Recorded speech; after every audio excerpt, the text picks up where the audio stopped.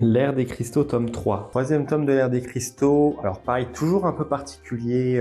Je sais pas forcément trop dans quel sens ça essaie d'aller, même si la fin du tome montre un sens un peu différent. Mais en gros, suivre encore un peu l'épopée de Fauss qui essaie d'apprendre un peu de ses aînés, voir aussi un peu son maître, essayer de s'interposer, voir qu'il a des facultés, qu'il a l'air de cacher des choses.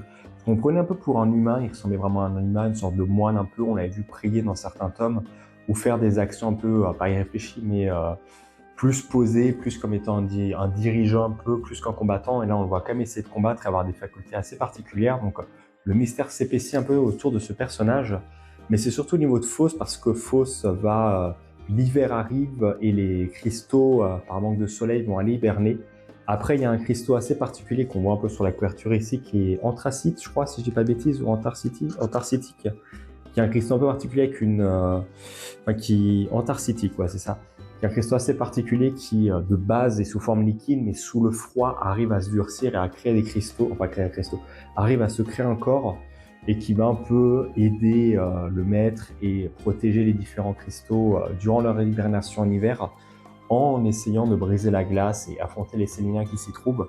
Fauss, par manque de sommeil et parce qu'elle a changé de jambe aussi, va essayer un peu de l'aider, va voir essayer de se faire peut-être un ami, essayer de comprendre aussi un peu ce que ce personnage peut représenter et ce qu'elle peut essayer d'apprendre un peu, enfin lui.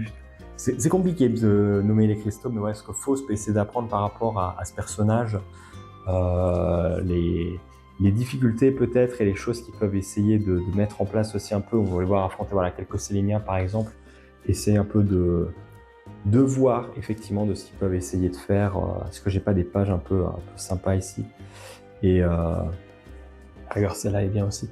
Et c'est d'évoluer un peu dans ce sens. Et évoluer va aussi être un grand mot parce qu'on le voit un peu sur la couverture, mais pareil, Fauss va encore perdre des parties de son corps qui vont être remplacées par d'autres cristaux, notamment de l'or ici qui aura une grande importance, je pense, par la suite, puisqu'elle peut quasiment créer des lianes ou plein d'armes avec ses mains. Donc je pense que ça sera un atout assez considérable. Mais c'est pareil, on le voit à la fin du tome où vraiment sa personnalité et même son regard un petit peu change par rapport à avant. Est-ce que j'ai pas ici un regard à la rigueur un peu? On le voit ici par exemple, j'essaie de montrer rapidement, mais un regard un peu plus froid par rapport, même sur la couverture, le regard est un peu différent. Si j'essaie de reprendre le tome 2 par exemple, elle a un peu un regard plus innocent. Et là, on est vraiment sur un regard un peu plus froid, plus dur, plus terne par rapport à ce que c'était avant. Et je pense que clairement, le fait de changer de corps assez souvent est en train de la transformer et peut-être même la diriger vers un chemin qu'elle n'avait pas pensé. Et toi, t'en penses quoi?